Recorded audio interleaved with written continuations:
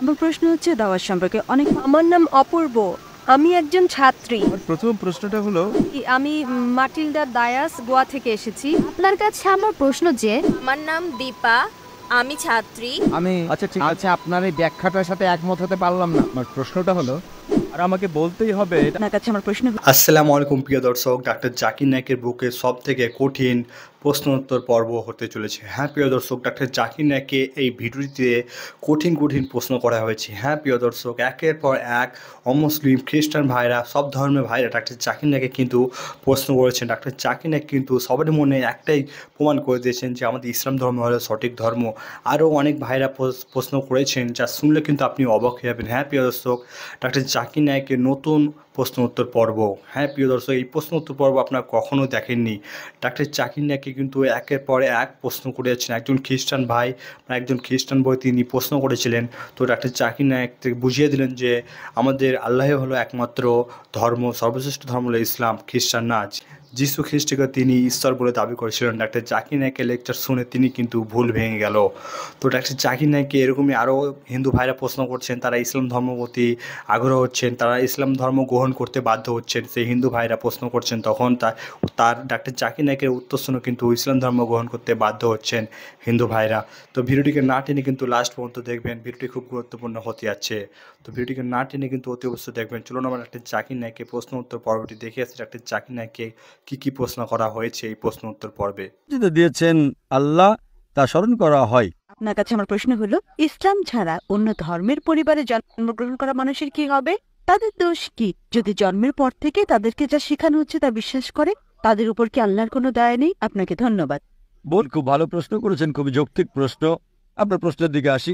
যদি কোনো শিশু অমুসলিম পরিবারে জন্ম নেয়, আল্লাহ কিভাবে তাকে শাস্তি দিতে পারেন? এই কারণে কোনো শিশু অমুসলিম পরিবারের জন্ম নিয়ে বালেগ হওয়ার আগে যদি সে মারা যায়, সে জান্নাতে যাবে ইনশাল্লাহ। কেন? কারণ প্রত্যেক শিশুই তার ইচ্ছেকে আল্লাহর কাছে সমর্পণ করে। সে মুসলিম, তার হিন্দু অথবা খ্রিস্টান যে কোনো নাম হতে পারে, জন, রাম, এতে কোনো সমস্যা নেই। কিন্তু যদি শিশু বলে গণ্য হয় আর যদি সে অবস্থায় মারা যায়, তাহলে জান্নাতে যাবে, মুসলিম বা অমুসলিম যে পরিবারেই সে জন্মগ্রহণ করুক না কেন। পরবর্তীতে যখন সে বড় হয়ে ওঠে এবং বালেগ হয়, তখন সে দায়ী হয় তার নিজের কাজের জন্য। এ কারণে যদি কোনো শিশু অপরাধ করে, কোর্টে তাকে ছাড় দেয়, তবে যখন বালেগ হয় সে বলতে পারে না যে বাবা শিখিয়েছে তাই আমি এখন চুরি করছি। যদি বড় হয়ে 22 বছর বয়সে চুরি করার পরে পুলিশ তাকে ধরে, সে বলতে পারে না আমার বাবা শিখিয়েছে তাই আমি চুরি করছি। বিচারক কি তাকে ছেড়ে দেবে? যদি 5 বছর বয়স হয়, বিচারক বলতে পারেন ঠিক আছে, সে শিশু, তার জ্ঞান বুদ্ধি হয়নি। কিন্তু যখন প্রাপ্তবয়স্ক হয়, তখন যদি বিচারককে সে বলে আমি চুরি করছি কারণ আমার বাবা শিখিয়েছে, তাকে ক্ষমা করা হবে না। প্রত্যেক ব্যক্তি তার কর্মের জন্য দায়ী। যখন কেউ প্রাপ্তবয়স্ক হয়, তখন তার দায়িত্ব হচ্ছে সত্য অন্বেষণ করা। আমাদের মুসলিমদের দায়িত্ব অমুসলিমের কাছে বাণী পৌঁছানো। ওই লোকটা বাণী গ্রহণ করুক বা না করুক, কিন্তু কোরআনে আল্লাহ বলেন, সূরা ফুসিলাত অধ্যায় নম্বর 41 আয়াত নম্বর 53, সানুরিহিম আয়াতিনা ফিল আফাকি ওয়া ফি আনফুসিহিম হাত্তা ইয়াতাবায়্যানা আন্নাহুল হক। আমি তোমাদেরকে আমার নিদর্শনাবলী দেখাবো দূর দিগন্তে আর তাদের নিজেদের মধ্যেও, যতক্ষণ না তাদের কাছে স্পষ্ট হয় এটাই সত্য। আল্লাহ নিজেই দায়িত্ব নিয়েছেন যে তিনি নিজেই প্রত্যেক মানুষের কাছে সরাসরি বাণী পৌঁছে দেবেন। যদি কোনো মুসলিম তার কাজ নাও করে, সে ভালো বা মন্দ যায় উদাহরণ দেখ, আল্লাহ প্রত্যেকটা মানুষের অন্তরে উদয় করবেন, হোক মুসলিম বা অমুসলিম, সত্য সম্পর্কে, এক স্রষ্টা সম্পর্কে। তাই একবার বাণী পৌঁছার পর ওই মানুষটা মানতেও পারে, নাও মানতে পারে। এটা ভেবেও মানতে পারে যে আমি যদি ইসলাম গ্রহণ করি, আমার পছন্দনীয় বিষয়গুলো বর্জন করতে হবে, অ্যালকোহল বাদ দিতে হবে, ডেটিং, ডান্সিং বাদ দিতে হবে এবং অন্যান্য বিষয় যেগুলো হারাম, ওই বাণী গ্রহণ নাও করতে পারে, তখন সে দায়ী হবে। একইভাবে বাবা যদি ভুল কিছু শেখায়, চুরি করা, এটা বোঝা আপনার দায়িত্ব যে চুরি করা হারাম, এটা পাপ, এটা ভুল কাজ। সে বিচারকের কাছে গিয়ে বলতে পারে না যে আমার বাবা শিখিয়েছে তাই আমি চুরি করি। একইভাবে আল্লাহ তার বাণী সরাসরি পৌঁছাচ্ছেন প্রত্যেকটা মানুষের অন্তরে, হক সম্পর্কে, স্রষ্টার একত্র সম্পর্কে, যে মূর্তি পূজা নিষিদ্ধ। তবুও যদি সে ক্ষান্ত না হয়, তখন সে দায়ী হবে বিচার দিবসে। এ কারণে আল্লাহ বলেন, কোনো অমুসলিমই আল্লাহর বিচার সম্পর্কে আপত্তি করবে না, কারণ অঙ্গ প্রত্যঙ্গ আপনার সম্পর্কে সাক্ষী দেবে। আপনার চোখ, হাত, আপনার ব্যাপারে কথা বলবে।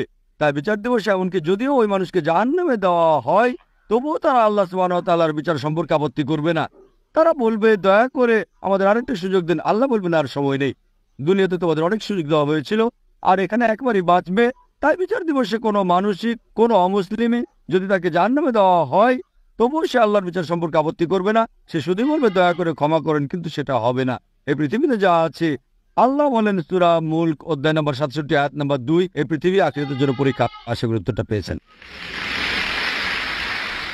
আমার প্রথম প্রশ্নটা হলো, একজন পুরুষ একজন স্ত্রীকেই ন্যায় দিতে পারে, কিন্তু কোরআন মুজিদে লেখা আছে একজন পুরুষ একের অধিক নারীকে বিয়ে করতে পারে। তাহলে আপনার প্রশ্ন, কোরআনে লেখা আছে একজন পুরুষ একাধিক নারীকে বিয়ে করতে পারে। হ্যাঁ, করতে পারে। তো আপনি এর উত্তর জানতে চান? জি। পবিত্র কোরআনে একমাত্র ধর্মগ্রন্থ যাতে লেখা আছে একজন পুরুষ একজন নারীকে বিয়ে করো।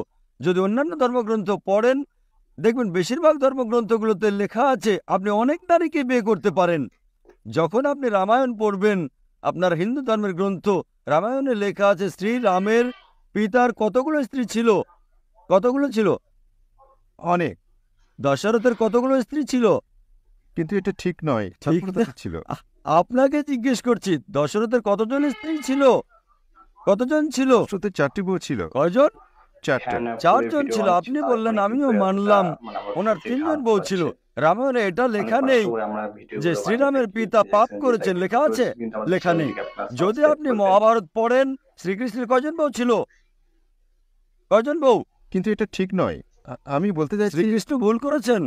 কেমন মানুষ আপনি? শ্রীকৃষ্ণকে ভুল বলছেন? সাবধানে ভাই, হিন্দুরা কিন্তু আপনাকে মারবে। শ্রীকৃষ্ণ ভুল করতে পারেন কি না? আমরা তো শ্রীকৃষ্ণকে খোদা মানি। খোদা মানেন, একেবারে ঠিক। তো খোদা ভুল করতে পারেন কি না? খোদা ভুল করতে পারেন কি না? না। আচ্ছা, আপনার শ্রীকৃষ্ণের কতজন বউ ছিল? অনেক। কতজন? অনেক মানে কতজন? 16,000 ছিল। 16,000 না, 16,108 জন ছিল। এটা বলুন। মহাভারতের মধ্যে লেখা আছে শ্রীকৃষ্ণের 16,108 জন স্ত্রী ছিলেন। তো শ্রীকৃষ্ণের 16,108 জন স্ত্রী থাকতে পারলে মুসলমানদের 4 জনও থাকতে পারবে না কেন? আপনি যখন বাইবেল পড়বেন, বাইবেলে লেখা আছে সুলাইমান আলাইহিসসালামের 700 জন স্ত্রী ছিলেন। বাইবেল পড়লে দেখবেন বাইবেল অনুযায়ী ইব্রাহিম আলাইহিসসালামের 3 জন স্ত্রী ছিলেন। যখন আপনি অন্যান্য ধর্মগ্রন্থ পড়বেন, হিন্দু ধর্মে, খ্রিস্টান ধর্মে, ইহুদি ধর্মে আপনি অনেক বিয়ে করতে পারেন, অনেক বউ রাখতে পারেন। কিন্তু কোরআনে লেখা আছে সূরা নিসা সূরা নম্বর 4 আয়াত নম্বর 3-এ, Can marry women of your choice in 2, 3 or 4, but if you can't do justice, marry only one. তুমি তোমার পছন্দের নারীদের বিয়ে করতে পারো 2, 3 বা 4 জনকে, কিন্তু যদি তাদের সাথে ন্যায় বিচার করতে না পারো তাহলে শুধুমাত্র একজনকে বিয়ে করো। তাহলে এই বাক্যটি যে শুধুমাত্র একজনকে বিয়ে করো, এটা শুধু কোরআনেই লেখা আছে। হিন্দু ধর্ম অনুযায়ী, খ্রিস্টান ধর্ম অনুযায়ী, ইহুদি ধর্ম অনুযায়ী আপনি ইচ্ছেমতো বিয়ে করতে পারেন। 5টা, 10টা, 1000টা, 16,000 কোনো নির্দেশ নেই। কোরআন অনুযায়ী আপনি বেশি থেকে বেশি হলে 4টা বিয়ে করতে পারেন, কিন্তু যদি স্ত্রীদের সাথে সমান ব্যবহার করতে না পারেন তাহলে শুধুমাত্র একটা। এই আয়াতটা শুধু কোরআনেই আছে। এখন দেখেন কেন ইসলামে একজন পুরুষকে একাধিক বিয়ে করার অনুমতি দেওয়া হয়েছে। সাধারণভাবে মেয়ে আর ছেলে, মেল অ্যান্ড ফিমেল সমান যোগ্যতা নিয়ে জন্মায়, কিন্তু যে কোনো ডাক্তারকে জিজ্ঞেস করতে পারেন, যারা বাচ্চাদের ডাক্তার, শিশুরোগ চিকিৎসক, তারা বলবেন Female child is the stronger sex. যে ফিমেল মেয়ে বাচ্চাটা ছেলে বাচ্চার চেয়ে বেশি শক্তিশালী স্বাস্থ্যগতভাবে হয়। শক্তিশালী মানে রোগ জীবাণুর সাথে লড়াই করার জন্য, অসুখের বিরুদ্ধে লড়াই করার ক্ষেত্রে মেয়ে বাচ্চা ছেলে বাচ্চার তুলনায় খুব ভালোভাবে করতে পারে। সুতরাং শিশুরোগ বিশেষজ্ঞদের মতে ছেলেদের মৃত্যু মেয়েদের চেয়ে বেশি হয়। যখন জীবনে এগিয়ে যায় আমরা দেখি অনেক মানুষ মারা যাচ্ছে অ্যাক্সিডেন্টে, মদের কারণে, ড্রাগ নেওয়ার কারণে। বেশিরভাগই মেয়েদের তুলনায় পুরুষ মারা যায়। বর্তমানে গবেষণা আমাদের বলছে যে বর্তমান মেয়েদের সংখ্যা পুরুষের চেয়ে অনেক বেশি। শুধু নিউ ইয়র্কের ভেতরেই 10 লক্ষেরও বেশি নারী আছে পুরুষের তুলনায়। শুধু ইউএসএতে 7.8 মিলিয়ন ফিমেল, 78 লক্ষ নারী বেশি পুরুষের তুলনায়। শুধু জার্মানিতে আছে 25 লক্ষ নারী পুরুষের তুলনায় বেশি। ইউকেতে শুধু 40 লক্ষ নারী পুরুষের চেয়ে বেশি আছে। রাশিয়াতে 90 লক্ষ নারী পুরুষের চেয়ে বেশি। আল্লাহ সুবহানাহু ওয়া তাআলা জানেন কত লক্ষ নারী, কত কোটি নারী বেশি আছে পুরুষের তুলনায়। শুধু কিছু কিছু দেশে, ভারত আর কিছু অন্যান্য দেশে নারীদের সংখ্যা পুরুষের তুলনায় কম আছে, কেননা ভারতের মধ্যে মেয়ে শিশু হত্যা করা হয়। তামিলনাড়ুর সরকারি হাসপাতালের গণনা অনুযায়ী 10 জন মেয়ে শিশু জন্মালে তার মধ্যে 4 জনকে হত্যা করা হয়। এই নাজাইজ প্রথা যখন বন্ধ হবে তখন ভারতেও মেয়েদের সংখ্যা পুরুষদের চেয়ে বেশি হয়ে যাবে। আমরা গবেষণার মাধ্যমে জানতে পারি যে পৃথিবীতে পুরুষের তুলনায় কোটি কোটি নারী বেশি আছে। উদাহরণস্বরূপ ধরেন আপনার বোন বা আমার বোন ইউএসএতে আছে। প্রচলিত নিয়ম অনুযায়ী যদি প্রত্যেক পুরুষ একজন নারীকে বিয়ে করেন, তারপর 78 লক্ষ 7.8 মিলিয়ন নারী স্বামী খুঁজে পাবে না। হতে পারে আপনার বোন বা আমার বোন সেই 7.8 মিলিয়ন নারীর একজন, যারা স্বামী খুঁজে পায়নি বা বিয়ে হয়নি। তাদের জন্য শুধু দুটো রাস্তা খোলা আছে। একটা রাস্তা হচ্ছে সে এমন পুরুষকে বিয়ে করবে যার স্ত্রী আছে, অথবা সে বাজারের মেয়ে হয়ে যাবে। আপনি বলবেন, ডাক্তার জাকির নায়েক বাজারের শোভাবর্ধনকারী, এতটা বাজে শব্দ। এটা সবচেয়ে পরিশীলিত শব্দ, জনগণের সম্পদ। এর চেয়ে ভালো শব্দ আমি বলতেই পারবো না। আর যে কোনো ভদ্র মেয়ে বা মহিলা বলবেন, যখন দুটোর মধ্যে বেছে নিতে হবে, আমি পছন্দ করব একজন পুরুষের স্ত্রী হওয়া যার প্রথম স্ত্রী বর্তমানে আছে, এটা বাজারের মেয়ে হওয়ার চেয়ে উত্তম। ইসলামে যখন একজন নারী একজন পুরুষের স্ত্রী হয় যার প্রথম স্ত্রী আছে, দ্বিতীয় স্ত্রী হওয়ার পরও সেই নারীকে সম্মান দেওয়া হয়, তার ইজ্জত থাকে, সে সমস্ত অধিকার লাভ করে। কিন্তু বাজারের মেয়ে, বাজারের শোভাবর্ধনকারিণী কখনো তার অধিকার পায় না, তার কোনো সম্মান থাকে না, ইজ্জত থাকে না। এই জন্য ইসলামে কিছু পুরুষকে একের অধিক বিয়ে করার অনুমতি দেওয়া হয়েছে, যেন নারীদের সম্মান এই পৃথিবীতে সব সময় থাকে। আশা করি উত্তরটা পেয়েছেন। জি, আমি মাটিল্ডা দায়াস, গোয়া থেকে এসেছি। এখন এখানে মুম্বাইয়ে কাজ করছি। গত কিছুদিন ধরে আমি গালফ দেশগুলোতে কাজ করে আসছি। তখন আমার খুব ভালো লাগতো যে রমজানের দিনগুলোতে সবাই রোজা রাখতো। তখন ওখানে যে আরবরা ছিল তারা রোজা রাখতো, ক্ষমা এবং মহানুভবতা প্রদর্শন করতো ওরা। এছাড়াও অনেক ভালো ভালো কাজও করত। কিন্তু রমজানের পর যখন রোজা শেষ হতো, ঈদ চলে যাওয়ার পর তারা আবার সেই কাজগুলোই করত যেগুলো তারা রমজানের আগে করত। বোন, আপনি প্রশ্ন করলেন, অনেক বছর গালফ দেশগুলোতে থেকেছেন, তখন রমজানের সময় খুব ভালো লাগতো। তখন দেখতেন মুসলিমরা অনেক দয়ালু, মেহেরবান, তারা ভালো কাজ করত, দান খয়রাত করত, মিলেমিশে থাকতো। কিন্তু যখন রমজান মাস শেষ হয়ে যায় তখন তারা আবার এসব ভুলে যায়। এটা ঠিক না। কিন্তু মনে করেন যে ইসলাম সুন্দর ধর্ম, আমি মানছি যে আপনি যা বললেন তা ঘটে, তবে সবাই এমন না। কেন? কারণ সব মানুষই জানে কোনটা ভালো আর কোনটা খারাপ। কিন্তু রমজানের সময় সে যতটা সম্ভব বেশি ভালো কাজ করার চেষ্টা করে থাকে। রমজানের সময় সীমাহীনভাবে ভালো কাজ করতে চায়, তখন সে চেষ্টা করে ছোটোখাটো ভুল ত্রুটিগুলো যা সে সবসময় করে থাকে, অন্তত রমজান মাসে সেগুলো থেকে বিরত থাকার চেষ্টা করে থাকে। একইভাবে তারা আরও বেশি চেষ্টা করে থাকে, মুসলিমরা আরও বেশি সচেষ্ট হয় অন্তত রমজান মাসে 5 ওয়াক্ত নামাজ পড়াটা ঠিক রাখতে, অন্তত রমজান মাসে জামাত পড়াটা ঠিক রাখতে, অন্তত রমজান মাসে কোরআন তেলাওয়াত ঠিক রাখতে। সাধারণত চেষ্টা করে 3 ওয়াক্ত নামাজ পড়তে পারে, রমজানে 5 ওয়াক্ত নামাজ পড়বে। সবসময় দেখা যায় 2-1টা জামাত সে ধরতে পারে না, কিন্তু রমজানে 5 ওয়াক্ত ধরে। এমনি সময় হয়তো সপ্তাহে একদিন কোরআন পড়ে, রমজান মাসে প্রতিদিন কোরআন পড়ে, বেশি বেশি পড়ে। তাই এখানে ব্যাখ্যাটা এমন যে আল্লাহ রাসূল ইরশাদ করেছেন, রমজান এমন একটা মাস শয়তানকে বন্দি রাখা হয়। হতে পারে নাশকতামূলক কাজগুলো এই মাসে কম হয়, এজন্য মানুষের ভালো কাজের মাত্রাটা উঁচু হয়ে যায়। কিন্তু তার মানে এই নয় যে রমজান মাসের পর আপনারা আবার ওইসব অসৎ কাজ, ছোটোখাটো ভুলভ্রান্তিগুলো করতে থাকবেন। এই জন্যই আল্লাহ তাআলা বলেছেন সূরা বাকারা সূরা নম্বর 2 আয়াত নম্বর 183-তে, রোজা তোমাদের উপর ফরজ করা হয়েছে ঠিক সেইভাবে যেভাবে পূর্ববর্তীদের উপর ফরজ করা হয়েছিল, যেন তোমরা তাকওয়া অর্জন করতে পারো। রোজার সময় আমরা উপোস থাকি কেন? সর্বপ্রথম বিষয় হচ্ছে আমরা যেন মুত্তাকি হই। এর মাধ্যমে সব মানুষই উঁচু পর্যায়ে তাকওয়া অর্জন করে। অনেক মানুষ রমজানের পরও এর চর্চা করে থাকে, কারো কারো চর্চার মাত্রা কমে যায়, কিন্তু আপনি খুব গুরুত্বপূর্ণ একটা কথা বলেছেন যে সব সময় রমজান মাস হোক বা না হোক আমাদের অন্ততপক্ষে একটা মিনিমাম লেভেল মেনে চলা উচিত। অন্তত ফরজটা তো আদায় করা উচিত। 5 ওয়াক্ত নামাজ অবশ্যই পড়া উচিত। হতে পারে রমজান আরও বেশি বেশি নামাজ পড়েন, তাহাজ্জুদ পড়েন, সুন্নত বেশি বেশি পড়েন, কিন্তু যেটা মিনিমাম লেভেল সেটা তো প্রত্যেক মুসলিমের সব সময় পালন করা কর্তব্য। হতে পারে রমজানে আপনি অনেক বেশি বেশি দান খয়রাত করলেন, কিন্তু এর একটা নির্দিষ্ট মাত্রা সবসময় বজায় রেখে চলা উচিত। বোন, আপনার কাছে প্রশ্ন, আপনি কি ইসলাম সম্পর্কে জানেন? হ্যাঁ, অনেক কিছু জানি। আপনি কি মানেন যে আল্লাহ এক? জি, বিশ্বাস আপনি করি। কি বিশ্বাস করেন যে মূর্তি পূজা করা ভুল? জি, বিশ্বাস করি। আপনি কি মানেন যীশু খ্রিস্ট ঈশ্বর?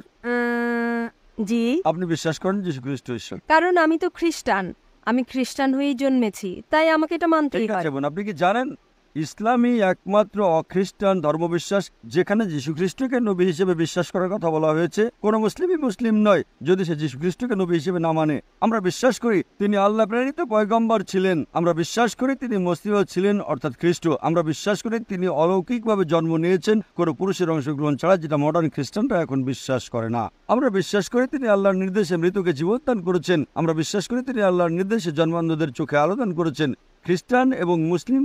খ্রিস্টান মুসলিমরা পাশাপাশি অবস্থান করে। অবশ্যই আমরা একই সাথে পথ চলি। কিন্তু একটা আমার সত্যি ভালো লাগছে, আমরা তো ঝগড়া করছি না। আমি জানি আর আমি মনে করি আমার দিক থেকে আমি অবশ্যই ইসলামে বিশ্বাস করি, কিন্তু আমি আমার ধর্মকেও বিশ্বাস করি।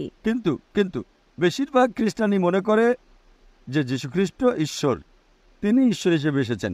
প্রকৃতপক্ষে আপনি যদি বাইবেল পড়েন সেখানে এমন কোনো সুস্পষ্ট উদ্ধৃতি নেই সম্পূর্ণ বাইবেলে যেখানে যীশু খ্রিস্ট স্বয়ং দাবি করেছেন, তিনি বলেছেন যে আমি ঈশ্বর অথবা আমার উপাসনা করো।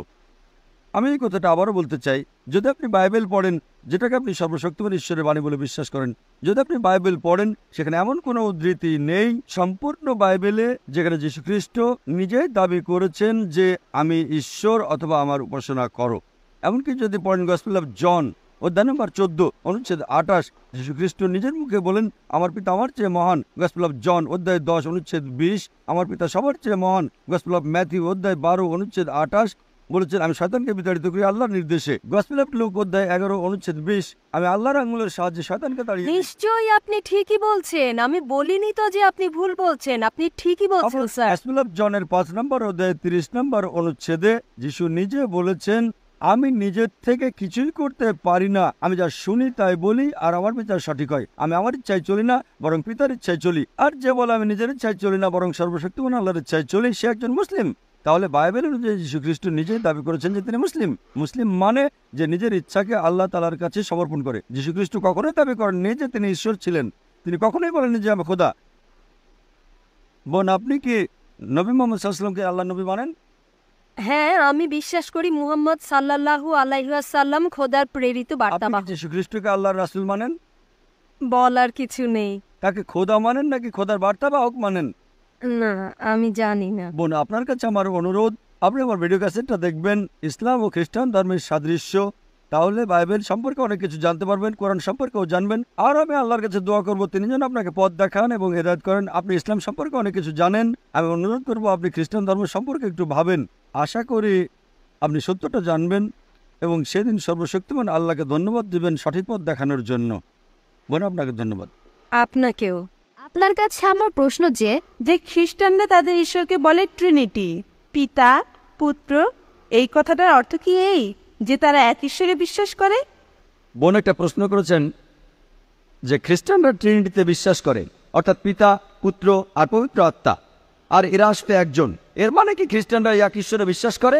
ট্রিনিটি শব্দটা যদি পুরো বাইবেল খোঁজেন, ট্রিনিটি শব্দটা বাইবেলের কোনো জায়গাতে উল্লেখ করা হয়নি, বাইবেল এটা নেই, কিন্তু এই শব্দটা পবিত্র কোরআনে আছে।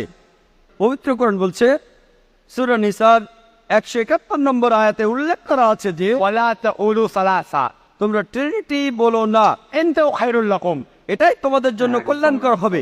আল্লাহ তো একমাত্র ইলাহ। এরপরে আরো আছে সূরা মাইদার 73 নম্বর আয়াতে উল্লেখ করা আছে, বলা হচ্ছে লাকাদ কাফারাল্লাযিনা ক্বালু ইন্নাল্লাহা সালিসু সালাসা, তারা কুফরি করে যারা বলে আল্লাহ হলেন তিনের মধ্যে একজন, কারণ আল্লাহ ব্যতীত কোনো ইলাহ নেই। ট্রিনিটি শব্দটা বাইবেলের কোথাও নেই, কিন্তু কোরআনে এটার উল্লেখ করা আছে। আর কোরআন বলছে ওয়ালা তাকুলু সালাসা, তোমরা ট্রিনিটি বলো না। বাইবেলের কাছাকাছি অর্থের যে কথা আছে, যেটাকে বলা যেতে পারে ট্রিনিটির কাছাকাছি, সেটা আছে জনের ফার্স্ট এপিস্টলে 5 নম্বর অধ্যায়ের 7 অনুচ্ছেদে। বলা হয়েছে স্বর্গে 3 জন সবার উপরে থাকবেন, পিতা, পুত্র এবং পবিত্র আত্মা, আর এই 3 জন আসলে এক। বাইবেলের এই অনুচ্ছেদটা জনের ফার্স্ট এপিস্টল 5 নম্বর অধ্যায় 7 অনুচ্ছেদ হচ্ছে পুরো বাইবেলের মধ্যে ট্রিনিটি সম্পর্কে একমাত্র কথা। কিন্তু যদি আপনারা বাইবেলের নতুন সংস্করণ পড়েন, এই সংস্কারটা করেছিলেন 32 জন বিশেষজ্ঞ। তারা বাইবেল থেকে এই অনুচ্ছেদটা বাদ দিয়েছেন। কোনো মুসলমান এটাকে বাদ দেননি, অখ্রিস্টান পণ্ডিত করেননি। বাইবেলের এই অনুচ্ছেদটা বাদ দিয়েছেন 32 জন খ্রিস্টান পণ্ডিত, সবাই উচ্চপদস্থ। তাদের পেছনে ছিল পৃথিবীর 50টি চার্চ, কারণ তাদের মতে এটা একটা বানানো কথা, একটা মিথ্যে কথা। তাদের মতে এই কথাগুলো মূল গ্রন্থে ছিল না। আর মুসলমানদের আমাদের উচিত হবে এই খ্রিস্টান বিশেষজ্ঞদের প্রাণ খুলে আন্তরিক ধন্যবাদ জানানো, কারণ বাইবেল এখন আরো পবিত্র কোরআনের কাছাকাছি এসে গেছে, ইসলামের কাছাকাছি।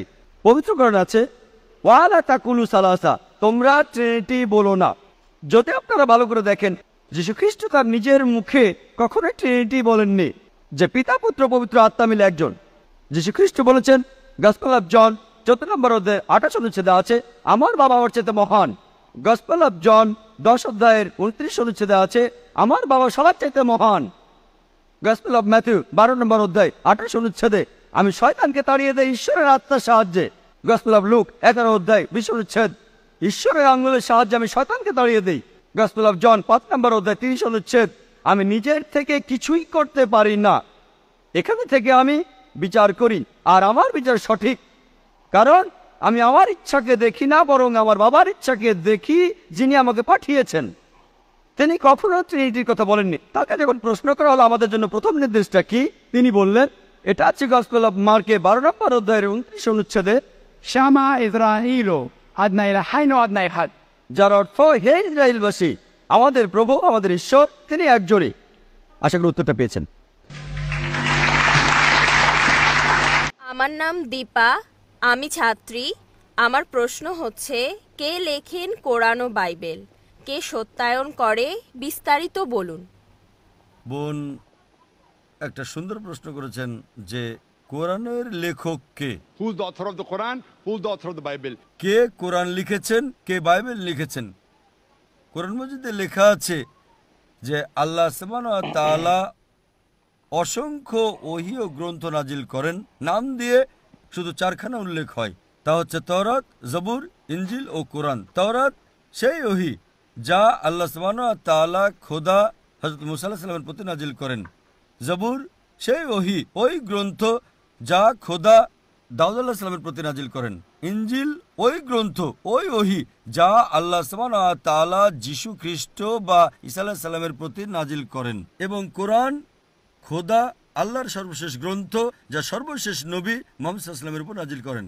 এই 4খানা গ্রন্থের উল্লেখ আছে, কোরআন মজিদে নাম দিয়ে উল্লেখ করা হয়। তাছাড়া আল্লাহ তাআলা বলেন সূরা রাদ সূরা নম্বর 13 আয়াত নম্বর 38 যে আল্লাহ সুবহানাহু ওয়া তাআলা প্রত্যেক যুগে কিতাব নাজিল করেন, কিন্তু নামে শুধুমাত্র 4খানা। তো কোরআন মজিদের লেখক হলেন আল্লাহ। আর এ বিষয়ে আমি আলোচনা করেছি প্রথম পিস কনফারেন্সে, কোরআন মজিদকে আল্লাহর বাণী, সর্বপ্রথম কনফারেন্স। তো এই কোরআনের লেখক অথর খোদা আল্লাহ।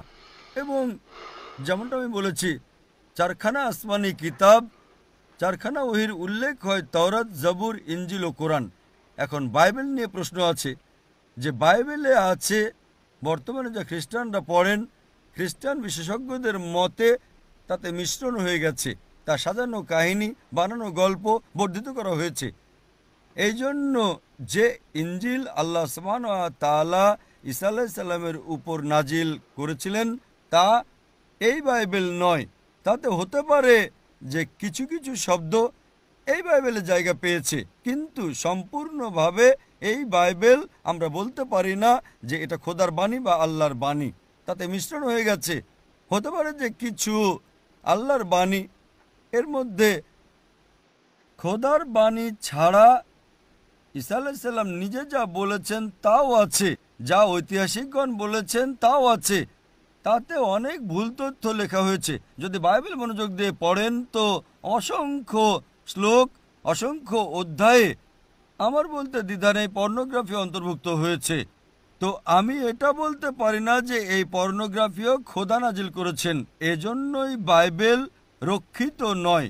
আমরা ঈমান রাখি যে ওহি যা আল্লাহ ঈসা আলাইহিস সালামের উপর নাজিল করেন ইনজিল, তাকে আমরা মানি খোদার বাণী। কিন্তু এই যে বাইবেল বর্তমান তাদের কাছে, ওটা খোদার বাণী নয়, মিক্সচার।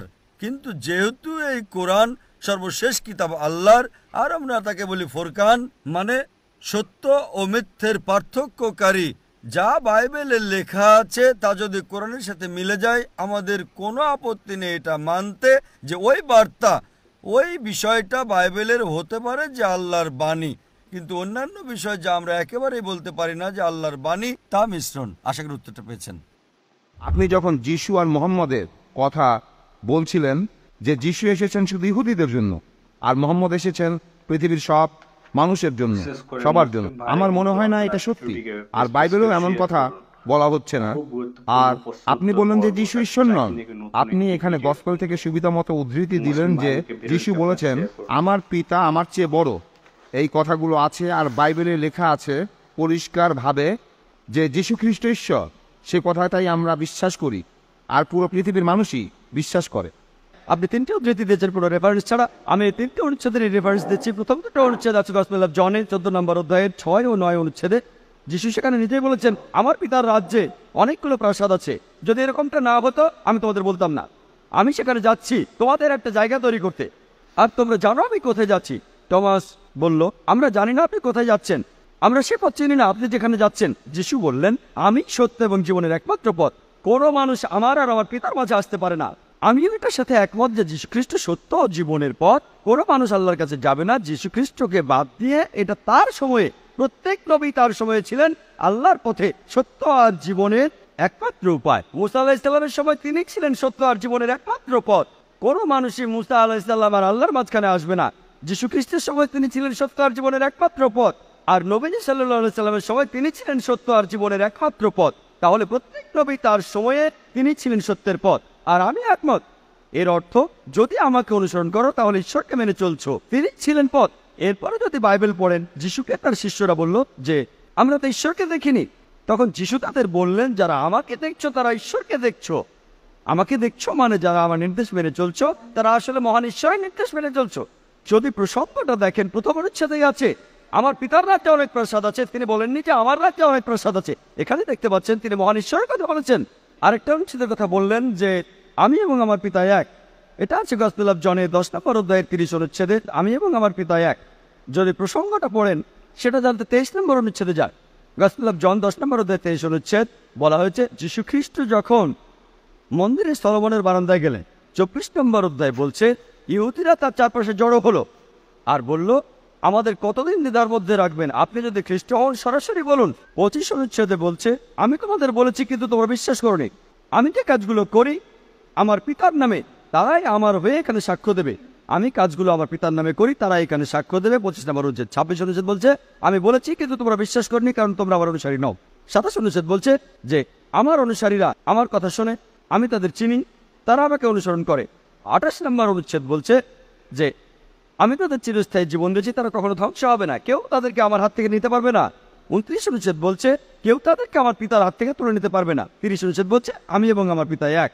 প্রসঙ্গটা পড়লে বুঝতে পারবেন উদ্দেশ্যের দিক থেকে যিশু এবং মহান স্রষ্টা তারা এক। আমার বাবা হলেন একজন ডাক্তার আর আমিও একজন ডাক্তার। আমি যদি বলি যে আমরা দুজন মানুষ এক, তার মানে কি আমরা দুজন একই লোক? না। যখন বলছি আমি আর আমার বাবা এক, তার মানে বাবাও ডাক্তার আমিও ডাক্তার। পেশার দিক থেকে আমরা দুজন এক, এর মানে এই না যে আমরা দুজন এক ব্যক্তি। উদ্দেশ্য এটা খুব পরিষ্কার। তারপরেও যদি বলেন এই এক মানে একজন ব্যক্তি, আমি বলবো ঠিক আছে। এরপরও বাইবেল পড়লে দেখবেন গসপেল অফ জন 17 নম্বর অধ্যায়ের 21 নম্বর অনুচ্ছেদে বলা হয়েছে যে আমার পিতা আমার মধ্যে রয়েছে আর আমি তোমাদের মধ্যে। যীশু খ্রিস্ট তার 12 জন শিষ্যকে বলছেন আমরা সবাই এক। 23 অনুচ্ছেদ বলছে আমি তোমাদের মধ্যে, আমরা সবাই এক। এটাও এক শব্দ। এই কথাটার মানে হলো মহান স্রষ্টা, যিশু আর শিষ্যরা তারা একই নির্দেশ দিচ্ছেন, একই আদেশ, আর এই নির্দেশের ক্ষেত্রে তারা সবাই এক। কিন্তু যদি বলেন তারা একজন ব্যক্তি তাহলে ট্রিনিটিকে বদলাতে হবে, অন্য ধারণা লাগবে। 14 জন ঈশ্বরের, মহান স্রষ্টা যীশু খ্রিস্ট আর 12 জন শিষ্য। আপনি প্রসঙ্গটা পড়লেই বুঝবেন, কিন্তু যদি এটার সাথে একমত না হন, যদি বলেন যে এখানে এক উদ্দেশ্যের কথা বলা হচ্ছে না, তাহলে আপনাকে এটাও মানতে হবে যে যিশুর 12 জন শিষ্য ঈশ্বর। এরপর আরো দেখেন 31 নম্বর অনুচ্ছেদে, গসপেল অফ জন 10 নম্বর অধ্যায়ের 31 অনুচ্ছেদ, যখন যিশু বললেন আমি এবং আমার পিতা এক, তখন ইহুদিরা পাথর মারতে চাইল। তাহলে তারা জানতো ইহুদিরা তাকে মারতে চাইল কেন? কারণ ধর্মের অপমান। 32 অনুচ্ছেদের উত্তর দেওয়া আছে, যীশু খ্রিস্ট তখন ইহুদিদের বললেন আমার পিতার অনেক ভালো কাজ তোমাদের দেখিয়েছি, তোমরা কোন ভালো কাজটার জন্য আমাকে পাথর মারতে চাইছো? এরপর 33 অনুচ্ছেদে আছে, ইহুদিরা বলল আমরা আপনাকে ভালো কাজের জন্য পাথর মারছি না, আপনাকে পাথর মারছি কারণ আপনি মানুষ হয়ে ধর্মের অবমাননা করেছেন, নিজেকে ঈশ্বর বলেছেন। এরপর যীশু খ্রিস্ট বললেন 34 ও 35 অনুচ্ছেদে আছে গসপেল অফ জনের 10 নম্বর অধ্যায়, যে এটাকে তোমাদের ধর্মগ্রন্থে বলা নেই যে তোমরাই ঈশ্বর, আর যে ব্যক্তির কাছে মহান স্রষ্টার নির্দেশগুলো আসে সেই ব্যক্তিকে যদি ঈশ্বর বলো, ধর্মগ্রন্থের নিয়ম ভাঙা হবে না। যে ব্যক্তির কাছে মহান স্রষ্টার নির্দেশ এসেছে, যদি তোমরা তাকে ঈশ্বর বলো, ধর্মগ্রন্থের নিয়ম ভাঙা হবে না। আর একই ধরনের কথা আছে শামসে 82 অধ্যায়ের 6 অনুচ্ছেদে বলা হয়েছে যে তোমরা ঈশ্বর। তাহলে আপনি যদি প্রসঙ্গটা পড়েন, যীশু খ্রিস্ট কখনো নিজেকে ঈশ্বর বলে দাবি করেননি, তবে উদ্দেশ্যের দিক থেকে মহান স্রষ্টা আর যীশু খ্রিস্ট যেসব নির্দেশ দিয়েছেন একই উদ্দেশ্যে দিয়েছেন। আশা করি উত্তরটা পেয়েছেন। আর কিছু বলবেন আপনি? না, নেই? আমি আচ্ছা ঠিক আছে, আপনার এই ব্যাখ্যাটার সাথে একমত হতে পারলাম না। কোন ব্যাপারে একমত না? আমি আপনাদের ভুলগুলো প্রমাণ সহ বাইবেলের রেফারেন্স দিয়ে বলেছি, অনুচ্ছেদগুলো বলেছি। এখন আমি যে ভুল বলছি সেগুলো আপনি রেফারেন্স দিয়ে প্রমাণ করে দেন। আমার প্রশ্নটা হলো, একজন মহিলা কি রাষ্ট্রপ্রধান হতে পারেন? ভাই আপনি প্রশ্ন করেছেন যে কোন মহিলা কি রাষ্ট্রপ্রধান হতে পারেন? পবিত্র কোরআনে আমার জানা মতে এমন কোনো কথা নেই যেটা বলছে যে একজন মহিলা রাষ্ট্রের প্রধান হতে পারবেন না। তবে এমন বেশ কিছু হাদিস আছে যে সেই জাতি যাদের নেতা একজন মহিলা তারা সফল হবে না। যদি একজন মহিলা রাষ্ট্রপ্রধান হন কোনো ইসলামিক দেশে, তাকে হয়তো নামাজের সময় ইমামতিও করতে হতে পারে। আর যদি একজন মহিলা জামাতে নামাজ পড়া ইমামতি করেন, আর নামাজে আমরা বিভিন্ন অঙ্গভঙ্গি করি, যেমন কালাম, রুকু, সিজদা, দাঁড়ানো, নতজানু আর উপর হওয়া, যদি পুরুষদের সামনে একজন মহিলা এগুলো করে নামাজের সময়, আমি নিশ্চিত এতে নামাজের অসুবিধা হবে। যদি সেই মহিলা আমাদের দেশের মতো বর্তমানের কোনো দেশের রাষ্ট্রপ্রধান হন, প্রায় দেখা যাবে সেই রাষ্ট্রপ্রধান বিভিন্ন মিটিং করছেন অন্য দেশের রাষ্ট্রপ্রধানদের সাথে, যারা হতে পারে পুরুষ, আর মাঝে মধ্যেই তারা ক্লোজ ডোর মিটিং করে যেখানে অন্য কেউ ঢুকতে পারে না। যদি একজন মহিলা আরেকজন পুরুষের সাথে ক্লোজ ডোর মিটিং করে, ইসলাম এটার অনুমতি দেয় না। ইসলাম বলে যে একজন মহিলা কোনো পরপুরুষের সাথে একা থাকতে পারবে না, মিটিং করতে পারবে না। ইসলাম পুরুষ ও নারীর অবাধ মেলামেশার অনুমতি দেয় না। একজন রাষ্ট্রপ্রধানের ছবি বিভিন্ন সময়ে প্রচার করা। প্রিয় দর্শক, আপনারা শুনছেন, আরও কিন্তু প্রশ্নোত্তর পর্ব আছে, ভিডিওটিকে আপনারা এড়িয়ে যাবেন না। আরও একটা জাকির নাকি প্রশ্নোত্তর পর্ব আছে, আপনাদের মাঝে একটু কিছু কথা বলার জন্য আমি এলাম। যে আমাদের এই চ্যানেলটি কিন্তু ইসলাম পর্যায়িকভাবে বানানো হয়েছে, তো অতি অবশ্যই কিন্তু মুসলিম ভাইরা আমাদের চ্যানেলটিকে সাবস্ক্রাইব করবেন। আমরা আপনাদের দেখাবার জন্য আমরা কিন্তু এই ভিডিওগুলো অনেক কষ্ট করে কালেকশন করে থাকি, তো অতি অবশ্যই কিন্তু আপনারা চ্যানেলটিকে সাবস্ক্রাইব ও ভিডিওটিকে আপনারা বেশি বেশি করে শেয়ার করবেন। বিশেষ করে মুসলিম ভাইরা, ডক্টর জাকির নায়েক কিন্তু সর্বশ্রেষ্ঠ ইসলামিক জ্ঞানী একটি মানুষ। তিনি কিন্তু ডক্টর জাকির নায়েকের যে কোনো প্রশ্ন করেন না কেন, হিন্দু, খ্রিস্টান, যত শিখ, খ্রিস্টান, যত ধর্মের মানুষ আছে, তিনি কিন্তু ডক্টর জাকির নায়েক কিন্তু ইসলাম ধর্মকে সঠিক ধর্ম তিনি কিন্তু প্রমাণ করে দেখান তাদের সামনে। আর অনেকেই কিন্তু হিন্দু, মুসলিম ভাইরা, খ্রিস্টান ভাইরা, তারা কিন্তু ইসলাম ধর্ম গ্রহণ করেন ডক্টর জাকির নায়েকের লেকচার শুনে। মাশাআল্লাহ, আমাদের ইসলাম ধর্মের গর্ব ডক্টর জাকির নায়েক। তো চলুন ডক্টর জাকির নায়েক আর প্রশ্ন উত্তর পর্বগুলো আছে, তো আমরা দেখে আসি। আর অতি অবশ্যই কিন্তু আমাদের চ্যানেলটিকে সাবস্ক্রাইব করতে ভুলবেন না, বিশেষ করে সাবস্ক্রাইব করবেন। চলুন ডক্টর জাকির নায়েকের প্রশ্ন উত্তর পর্বগুলো দেখে আসি। হয় ভিডিও শুটিং, ফটোগ্রাফি, খুব কাছ থেকে ক্যামেরা ধরা হয়, সেখানে অন্য রাষ্ট্রপ্রধানও থাকতে পারে, অন্য পুরুষ লোকও থাকতে পারে। তখন এই মহিলা রাষ্ট্রপ্রধান হতে পারে মার্গারেট থ্যাচার অথবা অন্য যে কেউ। ছবিতে দেখবেন অনেক পুরুষের সঙ্গে তারা হ্যান্ডশেক করছেন। ইসলাম পুরুষ ও নারীর এই ধরনের মেলামেশাকে অনুমতি দেয় না। রাষ্ট্রপ্রধান মাঝে মধ্যেই দেশের সাধারণ মানুষদের সাথে সাক্ষাৎ করেন। যদি মহিলা রাষ্ট্রপ্রধান হন তাহলে সাধারণ মানুষের সাথে এভাবে সাক্ষাৎ করা তার জন্য কঠিন হয়ে যাবে। এছাড়াও বিজ্ঞান আমাদের বলে যে মহিলারা তারা পুরুষদের তুলনায় কথাবার্তা বলায় বেশি পারদর্শী। আর পুরুষরা তাদের রয়েছে বিশেষ কিছু মানসিক ক্ষমতা। বিশেষ ক্ষমতা মানে পুরুষরা বেশি কল্পনা করতে পারে যে ভবিষ্যতে কি হবে, ভবিষ্যতের ঘটনাগুলো কল্পনা করতে পারে। আর রাষ্ট্রপ্রধান হলে এই বিশেষ মানসিক ক্ষমতাগুলোর প্রয়োজন রয়েছে। একজন মহিলা সে একজন পুরুষের চাইতে কথাবার্তা বলায় বেশি পারদর্শী, যেটা একজন মায়ের জন্য খুবই প্রয়োজন। একজন মহিলা তিনি অন্তঃসত্ত্বা হয়ে পড়েন, তখন তার কয়েক মাস বিশ্রামের প্রয়োজন হয়। সেই সময় কে সে রাষ্ট্রে দেখাশোনা করবে? তার সন্তান থাকতে পারে। মা হিসেবে এই দায়িত্বটা খুবই ইম্পর্ট্যান্ট। আর এই কাজটা একজন পুরুষের জন্য সুবিধাজনক, কারণ তিনি একই সাথে সন্তানের বাবা আর রাষ্ট্রপ্রধান হতে পারেন। কিন্তু একজন মহিলার পক্ষে একই সাথে মা আর রাষ্ট্রপ্রধান হওয়াটা সুবিধাজনক নয়। আমিও সেই সব বিশেষজ্ঞদের মতোই বলবো, মহিলাদের কোনো দেশের রাষ্ট্রপ্রধান হওয়া উচিত নয়। কিন্তু তার মানে এই না যে মহিলারা সিদ্ধান্ত গ্রহণে অংশ নিতে পারবেন না। আমি আমার লেকচার আগে বলেছি, ভোটাধিকার আছে, আইন প্রণয়নের সময় তারা সিদ্ধান্ত নিতে পারে। আর আমরা ইতিহাস থেকে জানতে পারি উম্মে সালমা রাদিয়াল্লাহু তাআলা আনহা তিনি নবীজিকে সমর্থনার নির্দেশনা দিয়েছেন। যে সময় মুসলিম সম্প্রদায় একত্রিত ছিল না, তিনি তখন নবীজিকে সমর্থনার নির্দেশনা দিয়েছেন। আর আমরা জানি যদিও প্রাইম মিনিস্টার অথবা প্রেসিডেন্ট তিনি হন দেশের প্রধান ব্যক্তি, কিন্তু প্রায় দেখা যায় যে পিআর সেক্রেটারিরাই বিভিন্ন সময়ে সিদ্ধান্ত নিয়ে থাকেন। তাহলে এভাবে একজন মহিলা দেশের বিভিন্ন বিষয়ে সিদ্ধান্ত নিতে পারেন। আশা করি উত্তরটা পেয়েছেন। আর আমাকে বলতেই হবে, এটা আমার জন্য অত্যন্ত সম্মানের যে আমি আপনার সামনে দাঁড়িয়ে কথা বলছি। ভাই, আমি খ্রিস্ট ধর্মে বিশ্বাসী, তো আমি আমার সীমিত জ্ঞান দিয়ে যা বুঝতে পারি যে এই উভয় ধর্মের মধ্যে অনেক সাদৃশ্য আছে, আবার একই সাথে কিছু পার্থক্যও আছে। যেমন ইসলামে যীশু খ্রিস্টকে আমরা সেই একই ধরনের সম্মান দিই না, যেরকম তিনি একজন সাধারণ নবী হিসেবে গণ্য হয়ে থাকেন। এটা আমার সীমিত উপলব্ধি। আমি যা জানতে চাচ্ছি যে মূল পার্থক্য হলো আমরা যীশু খ্রিস্টকে অনেক বেশি গুরুত্ব দিয়ে থাকি ঈশ্বরের পরেই। আমরা ঈশ্বর বিশ্বাস করি, পিতা, পুত্র এবং পবিত্র আত্মা। আমরা যিশুকে বিশ্বাস করি এবং তাকে অন্যান্য নবীদের চেয়ে অনেক বেশি গুরুত্ব দিই। আর আমরা সেই পবিত্র আত্মাকেও গুরুত্ব দিই। এখন যীশু খ্রিস্টের ব্যাপারে আমরা সবাই জানি যে যীশু খ্রিস্ট জন্মগ্রহণ করেছিলেন অলৌকিক উপায়ে, অনেক অলৌকিক ঘটনা ঘটিয়েছিলেন, আর তিনি শেষ বিচারের দিনে প্রত্যাবর্তন করবেন। তাহলে কেন ইসলামে তাকে সেই সমমাত্রা গুরুত্ব দেওয়া হলো না, আর সেই পবিত্র আত্মাকে কেন গুরুত্ব দেওয়া হলো না?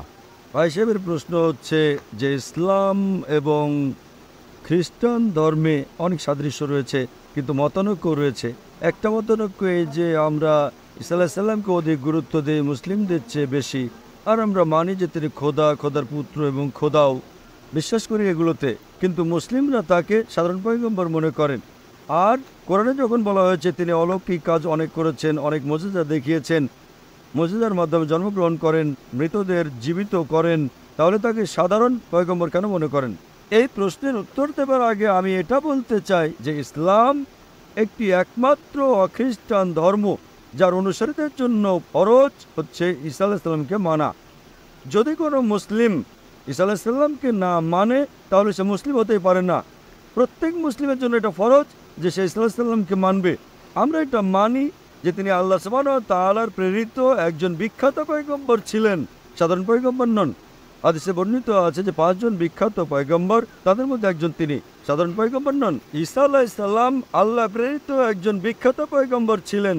আর আমরা এটা মানি যে ঈসা আলাইহিস সালাম ছিলেন মসীহ, অনুবাদ করলে হয় খ্রিস্ট। আমরা এটাও বিশ্বাস করি যে তিনি মুজিজার মাধ্যমে, অলৌকিকতার মাধ্যমে কোনো পুরুষের স্পর্শ ছাড়া জন্মগ্রহণ করেন, পিতাবিহীন জন্মগ্রহণ। আমরা এটা মানি যে ঈসা আলাইহিস সালাম মৃতকে জীবিত করেন আল্লাহর সাহায্যে। আমরা এটা মানি যে ঈসা আলাইহিস সালাম দৃষ্টিহীনকে দৃষ্টি দিয়েছেন, আর যাদের কুষ্ঠরোগ ছিল তাদের ভালো করেছেন আল্লাহর সাহায্যে। মুসলিম আর খ্রিস্টান একত্রে যাচ্ছে। ভাই সাহেব ঠিক বলেছেন, যখন একত্রে চলছে তাহলে মতানৈক্য কেন?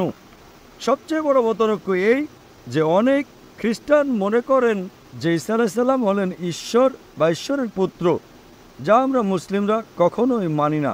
যখন বলে ঈশ্বর, ঈশ্বরের পুত্র, তারা বিশ্বাস করে ট্রিনিটি, খোদাকে, খোদার পুত্রকে, পবিত্র আত্মাকে। কিন্তু এটা মানে যে ঈসা আলাইহিস সালাম ঈশ্বর। এটা একটা বড় মতানৈক্যতা। ছোট মতানৈক্য আরও রয়েছে। সবচেয়ে বড় মতানৈক্য হলো ঈসা আলাইহিস সালাম ঈশ্বরের পুত্র। যখন আপনি বাইবেল পড়বেন, আমি একজন ছাত্র বিভিন্ন ধর্মের, আমি বাইবেল পড়েছি। বাইবেলের মধ্যে একটিও বাক্য নেই যাতে স্পষ্টভাবে নির্দ্বিধায় নিঃসন্দেহে লেখা হয়েছে যেখানে ঈসা আলাইহিস সালাম নিজে বলেছেন যে আমি ঈশ্বর বা তোমরা আমার উপাসনা করো। যদি আপনি কোনো বাইবেল থেকে একটি বাক্য দেখাতে পারেন আমাকে যেখানে ঈসা আলাইহিস সালাম নিজে বলেছেন যে আমি ঈশ্বর নির্দ্বিধায় নিঃসন্দেহে, আর বলেছেন যে আমার ইবাদত করো, আমি খ্রিস্টান ধর্ম গ্রহণ করতে প্রস্তুত এখনই। আমি অন্যান্য মুসলিমদের পক্ষ থেকে বলছি না, তারা ইসলাম ও অন্যান্য ধর্মের জ্ঞান চর্চাকারী নন। আমি নিজেকে নিজের মাথাটাকে কোরবানি করতে প্রস্তুত। যদি আপনি কোনো বাইবেল থেকে একটিও বাক্য আমাকে দেখাতে পারেন বিনা দ্বিধায় বিনা সন্দেহে, যাতে ঈসা আলাইহিস সালাম নিজে বলেছেন যে আমি ঈশ্বর বা তোমরা আমার উপাসনা করো, আমি আজই খ্রিস্টান হতে প্রস্তুত। যখন আপনি বাইবেল চর্চা করবেন তো জানতে পারবেন যে ঈসা আলাইহিস সালাম নিজে বলেছেন, গসপেল অফ জন অধ্যায় নম্বর 14 অনুচ্ছেদ নম্বর 28, ঈসা আলাইহিস সালাম নিজে বলেছেন, My father is greater than I. আমার পিতা আমার খোদা আমার চেয়ে মহান। গসপেল অফ জন অধ্যায় নম্বর 10 অনুচ্ছেদ নম্বর 29, My father is greater than all. আমার পিতা সবার চেয়ে মহান। গসপেল অফ ম্যাথিউ চ্যাপ্টার নম্বর 12 অধ্যায় নম্বর 12 অনুচ্ছেদ নম্বর 28, I cast out devils with the Spirit of God. আমি শয়তানকে প্রতিহত করি আল্লাহর সাহায্যে। গসপেল অফ লুক অধ্যায় নম্বর 11 অনুচ্ছেদ নম্বর 20, I cast out devils with the finger of God. আমি আল্লাহর আঙ্গুলের সাহায্যে শয়তানকে তাড়িয়ে দেই। গসপেল অফ জন অধ্যায় নম্বর 5 অনুচ্ছেদ নম্বর 30, I can of my own self do nothing. As I hear, I judge, and my judgment is just. For I seek not my will, but the will of my Father. I can of my own self do nothing. আমি নিজের থেকে কিছুই করতে পারি না। As I hear, I judge. যেভাবে আমি শুনি সেভাবে আমি বিচার করি। As I hear, I judge, and my judgment is just. For I seek not my will, but the will of my Father. কেননা আমি নিজের থেকে কিছুই বলি না, যা খোদার ইচ্ছা তাই করি। যদি কোনো মানুষের কথা বলে যে খোদার যা ইচ্ছা তাই আমি করি, তাকে আরবিতে বলা হয় মুসলিম। ঈসা আলাইহিস সালাম ছিলেন মুসলিম, তিনি কোথাও বলেননি যে তিনি খ্রিস্টান ছিলেন। আপনি পুরো বাইবেলে কোনো খ্রিস্টান ধর্মের বাইবেলে নেই, সমগ্র বাইবেল আপনি খুঁজে দেখেন, Word Christianity is not there in the Bible. এই শব্দ খ্রিস্টান বাইবেলে পাবেন না। এটা উপাধি দেওয়া হয় ঈসা আলাইহিস সালামের অনুসারীদেরকে খ্রিস্টান উপাধি।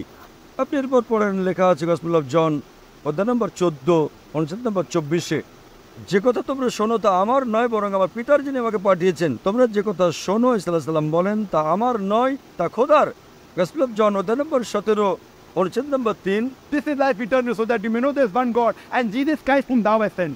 এটা জানো যে এই জীবন অনন্ত, আর তোমরা জেনে রাখো খোদা এক, এবং ঈসা আলাইহিস সালামকে সেই খোদা পাঠিয়েছেন। আরো পরিষ্কার করে লেখা হয়েছে বুক অফ অ্যাক্টস অধ্যায় নম্বর 2 অনুচ্ছেদ নম্বর 22, Ye men of Israel, listen to this. Jesus of Nazareth, a man approved of God amongst you by wonders and miracles which God did by men, you are witness to it. হে ইসরায়েলীগণ শোনো, Jesus of Nazareth, নাজারেত শহরের যিশু, a man approved of God একজন মানুষ যাকে ঈশ্বর মনোনীত করেন তোমাদের মধ্য হতে, amongst you by wonders and miracles. আর তার দ্বারা অলৌকিকতা দেখান, মুজিজা দেখান, wonders and miracles which God did by. এবং খোদা তার মাধ্যমে করেন। তো এটা পরিষ্কার বাইবেল বলছে যে ঈসা আলাইহিস সালাম একজন মানুষ ছিলেন, সাধারণ নন, ছিলেন পয়গম্বর, কিন্তু খোদা ছিলেন না। আর যতই অলৌকিকতা মুজিজা করেছেন তা খোদা তার মাধ্যমে করেছেন। এখন বোঝা গেল যে এটা খ্রিস্টানদের একটা ভুল ধারণা যে তাদের যাজক, তাদের পাদ্রী তাদেরকে বলেন যে ঈসা আলাইহিস সালাম হলেন খোদা। বাইবেলে একটা অনুচ্ছেদও নেই যেখানে বলা হয়েছে বিনা দ্বিধায় বিনা সন্দেহে ঈসা আলাইহিস সালাম নিজে বলেন যে আমি ঈশ্বর। যখন ঈসা আলাইহিস সালাম বলেননি তো আপনারা কেন বলতে চান? এজন্য আমরা মুসলিমরা ঈসা আলাইহিস সালামকে অধিক শ্রদ্ধা করি।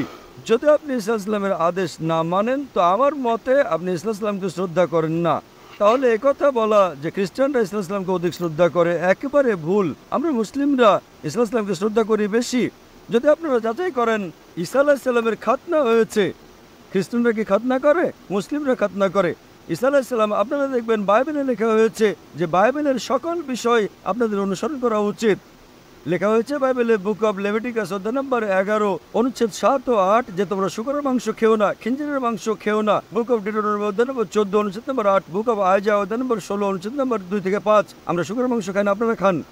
পর্দার ব্যাপারে লেখা হয়েছে বাইবেলে ফার্স্ট তিমথি অধ্যায় নম্বর 2 অনুচ্ছেদ নম্বর 9, ফার্স্ট বুক অব করিন্থিয়ান্স অধ্যায় নম্বর 11 অনুচ্ছেদ নম্বর 5 ও 6 আমরা পর্দা করি, আপনারা করেন না। তো এই জন্য খ্রিস্টান মানে যদি এই হয় যে ঈসা আলাইহিস সালামের আদেশ মানা, তাহলে আমরা মুসলিমরা খ্রিস্টানদের চেয়ে বড় খ্রিস্টান। যদি খ্রিস্টানদের স্বীকৃতি এটা হয় যে ঈসা আলাইহিস সালামকে খোদা মানা, তাহলে আমরা খ্রিস্টান নই। কিন্তু খ্রিস্টানের মানে যদি হয় ইসলামের আদেশ মানা, তাহলে আমরা মুসলিমরা খ্রিস্টানদের চেয়ে বেশি খ্রিস্টান। আমি আপনাদের দাওয়াত দিচ্ছি যে আপনারা আরও ভালো খ্রিস্টান হন আর ইসলামকে গ্রহণ করুন এবং ইসলামকে আরও সম্মান করুন। আশা করি উত্তরটা পেয়েছেন। আমার প্রশ্ন হচ্ছে দাওয়াত সম্পর্কে। অনেক মানুষ আমাকে জিজ্ঞেস করে যে খুব ভালো ও সৎ কর্মশীল অমুসলিমের নরকে যাওয়া কতটা অবিচার। উদাহরণস্বরূপ মাদার তেরেসা, তাদের সৎকর্মের কি হবে এবং তাদের কিভাবে সুন্দরভাবে উত্তর দিব? ধন্যবাদ। বোন প্রশ্ন করলেন মাদার তেরেসার মতো সৎকর্মশীল অমুসলিমের বিষয়ে, তিনি কি জান্নাতে যাবেন নাকি জাহান্নামে? আমি আমার লেকচারে বলেছি সূরা আসর অনুযায়ী জান্নাতে অথবা স্বর্গে যাওয়ার জন্য শর্ত হচ্ছে 4টা। والعصر إن الإنسان لفي خسر إلا الذين آمنوا وعملوا الصالحات وتواصوا بالحق وتواصوا بالصبر। মহাকালের শপথ, মানুষ সব সময় ক্ষতিগ্রস্ত তারা ব্যতীত যারা ঈমান আনে, সৎকর্ম করে, যারা দাওয়া দেয় এবং পরস্পরকে ধৈর্যের উপদেশ দেয়। জান্নাতে যাওয়ার কমপক্ষে 4টা শর্ত আছে। একইভাবে আমি ছিলাম যখন স্কুলে, আমি আইসিএসসি পাস করেছি 1982 সালে। আমাদের কমপক্ষে 6টা আবশ্যিক বিষয় ছিল। ইংরেজি ছিল, গণিত, বিজ্ঞান, ইতিহাস, ভূগোল এবং হিন্দি আবশ্যিক বিষয়।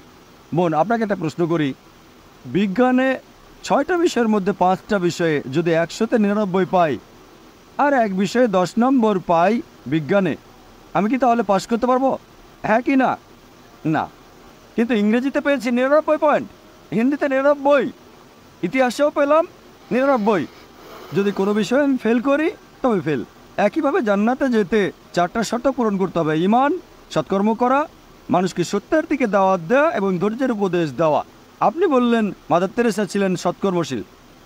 সৎকর্মশীল মানে সালাত আদায়, জাকাত দেওয়া ইত্যাদি বোঝায়। তর্কের খাতিরে আমি যদি আপনার সাথে একমত হই যে অমুসলিম হওয়ার সত্ত্বেও মাদার তেরেসা ছিলেন সৎকর্মশীল, তর্কের খাতিরে ইসলামে সৎকর্মশীল বলতে অনেক কিছুই বোঝায়। আমার মনে হয় মাদার তেরেসার তেমন কিছু ছিল না। তবুও তর্কের খাতিরে যদি আপনার সাথে একমত হই যে 99 পেয়েছেন তিনি, মাত্র একটাই, ঈমান কোথায়? যদি শিরক করে থাকেন, বাইবেলে উল্লেখ আছে, যদি বাইবেল পড়েন বুক অফ ডিউটেরোনমি অধ্যায় 5 অনুচ্ছেদ 7 থেকে 9, বুক অফ এক্সোডাস অধ্যায় নম্বর 20 অনুচ্ছেদ 3 থেকে 5 বলছে যে আমার কোনোই প্রতিকৃতি নেই, তুমি খোদিত করে কোনো কিছুর প্রতিমা তৈরি করো না, আকাশের উপরের, পৃথিবীর নিচের বা পানির নিচের কোনো কিছুর সাথে। তাদের কাছে নতজানু হয়েও না, তাদের সেবা করো না, কারণ আমি তোমাদের প্রভু খুবই ঈর্ষাপরায়ণ। এমনকি খ্রিস্টান ধর্মেও শিরক করা হারাম। আল্লাহ কোরআনে বলেন সূরা মাইদা অধ্যায় 5 আয়াত 72। আসুন দেখি যীশু খ্রিস্ট সাল্লাল্লাহু কি উপদেশ দিয়েছেন। যীশু খ্রিস্ট বলেছেন কোরআনে সূরা মাইদা অধ্যায় 5 আয়াত 72, আল্লাহ বলেন যে লাকাদ কাফরাল্লাযীনা ক্বালু ইন্নাল্লাহু হুয়াল মাসীহ ইবনে মারইয়াম। তারা কুফর করছে, মিথ্যা অপবাদ দিচ্ছে যারা বলে যে মেরির পুত্র যিশুই আল্লাহ সুবহানাহু ওয়া তাআলা। ওয়া ক্বালাল মাসীহ, কিন্তু যিশু আলাইহিস সালাম বলেছিল, ইয়া বনি ইসরাইল, হে বনি ইসরাইলেরা, উবুদুল্লাহ, আল্লাহর ইবাদত করো, রাব্বি ওয়া রাব্বাকুম, যিনি আমারও তোমাদের প্রতিপালক। ইন্নাহু মাশরিক বিল্লাহ, এবং যে ব্যক্তি আল্লাহর সাথে কাউকে শরীক করলো, ফাকাদ হারামানা আলাইহিল জান্নাহ, আল্লাহ তার জন্য জান্নাত হারাম করবেন। ওয়া মাওয়াহুন নার ওয়া মা লিযালিমিন মিন আনসার, তার আবাস হবে জাহান্নাম এবং আখিরাতে জালিমরা কোনো সাহায্যকারী পাবে না। যীশু খ্রিস্ট সাল্লাল্লাহু আলাইহি সাল্লাম বলেছেন, ইন্নাহু মাশরিক বিল্লাহ, এবং যে ব্যক্তি আল্লাহর সাথে কাউকে শরীক করলো, ফাকাদ হারামানা আলাইহিল জান্নাহ, আল্লাহ তার জন্য জান্নাত হারাম করবেন, তার জন্য স্বর্গে প্রবেশ নিষিদ্ধ। ওয়া মাওয়াহুন নার ওয়া মা লিযালিমিন মিন আনসার, তার আবাস হবে জাহান্নাম এবং আখিরাতে জালিমরা কোনো সাহায্যকারী পাবে না। তাই যীশু খ্রিস্ট সাল্লাল্লাহু আলাইহি সাল্লাম কোরআন ও বাইবেলের অনুযায়ী যদি কেউ শিরক করে থাকে, হোক মাদার তেরেসা বা অন্য যে কেউ, জান্নাতে যেতে পারবে না। তোর পর্বটি ডাক্তার জাকির নায়েক কিন্তু একের পর এক প্রশ্ন করে গেছেন। অন্য অন্য ধর্মের ভাইরা, হিন্দু, খ্রিস্টান, আরও যত ধর্ম আছে, ডাক্তার জাকির নায়েককে কিন্তু তারা প্রশ্ন করছেন। তো ডাক্তার জাকির নায়েক কিন্তু একটাই মূল কথা বলছেন যে ইসলাম ধর্ম হলো সঠিক ধর্ম। তিনি কিন্তু প্রমাণ করে দেখাচ্ছেন, তারা কিন্তু ইসলাম ধর্ম গ্রহণ করতে বাধ্য হচ্ছেন। এই জন্য একটা জাকির নায়েককে কিন্তু আমরা জ্যান্ত কম্পিউটার বলে থাকি। আমাদের ইসলাম ধর্মের সর্বশ্রেষ্ঠ জ্ঞানী ব্যক্তি হলো ডাক্তার জাকির নায়েক। মাশাআল্লাহ, ডাক্তার জাকির নায়েকের যে কোনো প্রশ্ন করেন না কেন তিনি কিন্তু উত্তর দিতে সক্ষম হয়। তো প্রিয় দর্শক, আমরা এই চ্যানেলে কিন্তু এই ভিডিওগুলো খুবই কষ্ট করে কালেকশন করে থাকি শুধুমাত্র আপনাদেরকে দেখাবার জন্য। আমরা ইসলামিক প্রচার করে থাকি। তো অতি অবশ্যই আপনার কাছে একটা অনুরোধ যে আমাদের চ্যানেলটিকে অতি অবশ্যই সাবস্ক্রাইব করবেন। আমরা এই চ্যানেলে কিন্তু শিক্ষামূলক ভিডিও আপলোড করে থাকি। তো প্রিয় দর্শক, আমরা কিন্তু ভালো কাজে যুক্ত হয়। কুল্লু নাফসিন জায়তুল মত, আমাদেরকে প্রত্যেক প্রাণীকে মৃত্যুর স্বাদ গ্রহণ করতে হবে। জীবন যার আছে মৃত্যু তার নিশ্চিত। তো প্রিয় দর্শক, এখনও টাইম আছে, আমরা যেন 5 ওয়াক্ত নামাজ পড়তে পারি, কলমা পড়ে আমাদের জন্য মৃত্যুবরণ হয়, আর আমরা যেন এইভাবে আমরা ইসলামিক শিক্ষা জ্ঞান অর্জন করতে পারি। সকলে বলুন আমিন। তো প্রিয় দর্শক, এরকম ইসলাম প্রচার ভিডিও দেখতে হলে অতি অবশ্যই কিন্তু আমাদের চ্যানেলটিকে সাবস্ক্রাইব করে দেবেন, ভিডিওটিকে বেশি বেশি করে শেয়ার করে দিবেন, আমাদের মা বোনদেরকে দেখার সুযোগ করে দিবেন। তো দেখা হবে নতুন একটি ভিডিওর সাথে।